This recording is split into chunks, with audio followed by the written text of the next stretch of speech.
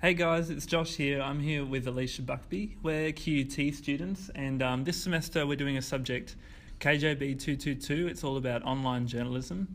So I'm a business and journalism student, third year. Do you want to introduce yourself? Yeah, so as Josh said, my name's Alicia. I study law and journalism, and I'm studying the online journalism course this semester as well. Josh and I were just wanting to have a bit of a discussion today just about what we've learnt so far in the online journalism course, and particularly just the shift in journalism. So we've been learning about the movement from print journalism, where the news used to be accessed through newspapers and magazines and even television. And now we see most newsreaders accessing the news through online mediums like, social media, online web articles, and it's just such a generational shift in accessing news. Yeah, and I think like back in the old days, a lot of people like the idea, even now, of holding a tangible newspaper and being able to hold the news in their hands.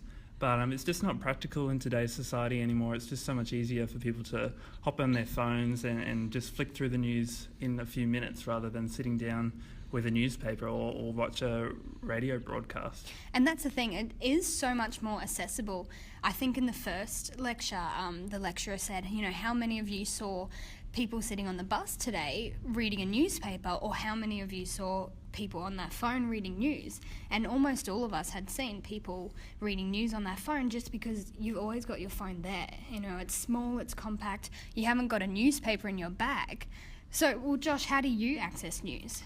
Well, for me, I subscribe to the New York Times. So every morning I get a weekly or a daily roundup of the top news stories delivered into my inbox.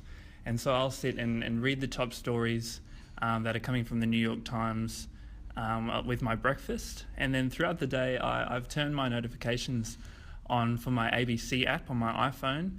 And so they'll continually be sending me updates about the latest news stories, what's happening in the world. I can easily open up those notifications to see local news.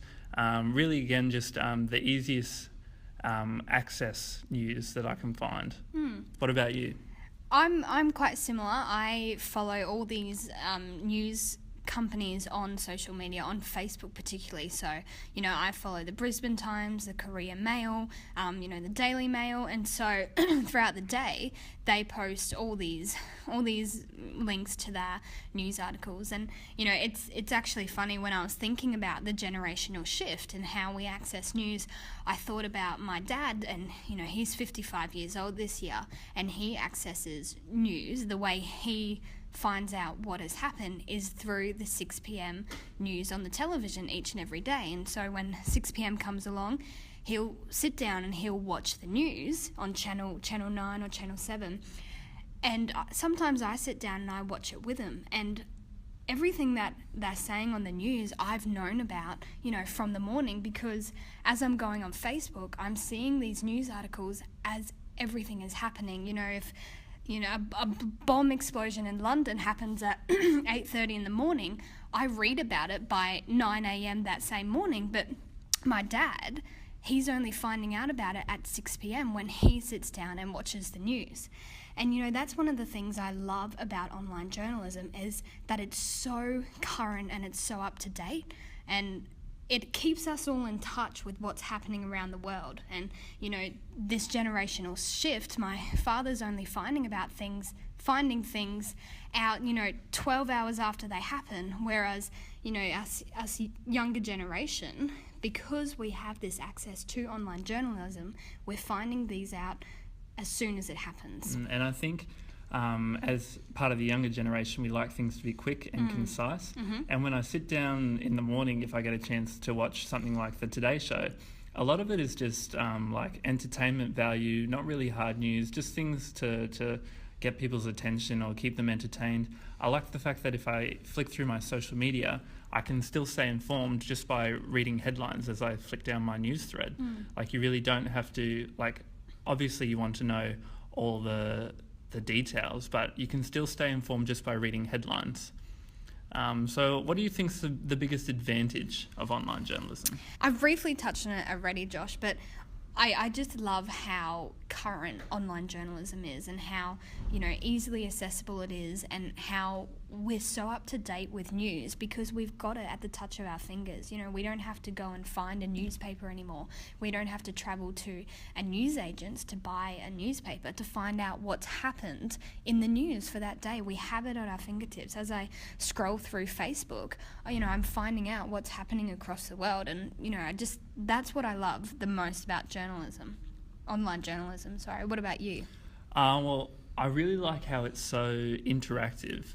I think with forms of news such as print, radio, TV even, they can combine different elements, but having online journalism at our fingertips, we really can access video, photo, text. A lot of news websites now are making things that are interactive, so we can really engage in what's going on in the news. So yeah, I think that's probably its biggest advantage at the moment. What about a disadvantage? I mean, a lot of the news articles that I access through social media are very brief and very short. I think because of, you know, the main competition within online journalism is being the first company to have that news out there. A lot of the times the articles they post are just brief, to the point and short. And, you know, sometimes print journalism, like newspapers, they do give you more of a scope as to what happened in that particular incident or that particular event. And so, you know, sometimes I'm not fully satisfied by the articles that I read online, and I'm wondering, well, you know, what else happened? I mean, you've briefly touched on this event or this, you know, major crisis that's happening at the moment, but I want more facts, you know, what happened here or who did that. So I think, you know, that's one of the main disadvantages with online journalism, because it's such a push to get it out there. A lot of the times they miss a lot of the facts, and, you know, they're really brief. Yeah, and I think with newspapers as well, I like the fact that the front page news story is always the biggest hard-hitting news. And I think the thing for me is that if I don't get a chance to access the ABC website or the Brisbane Times website during the day, and I'm relying on something like social media to get my news, then oftentimes the news companies will only post articles on Facebook or Instagram that are really shallow or don't provide you with a lot of information. Like you said, it's not really hard news, it's just for entertainment value. And so I'm not really getting the top news stories of the day if I'm just accessing my online news through social media. Yeah, that's right. Look, there's actually so much to talk about within this topic of online journalism and, you know, the shift that we've seen in journalism. And I'm actually so excited for this course and to study so much about it. Yeah, I think there's going to be a lot to talk about. I think we're really going to go in depth into the sphere of online journalism, and I'm excited to see where it leads us. Yeah. Well, thanks for the discussion today, Josh. Yeah, thank you.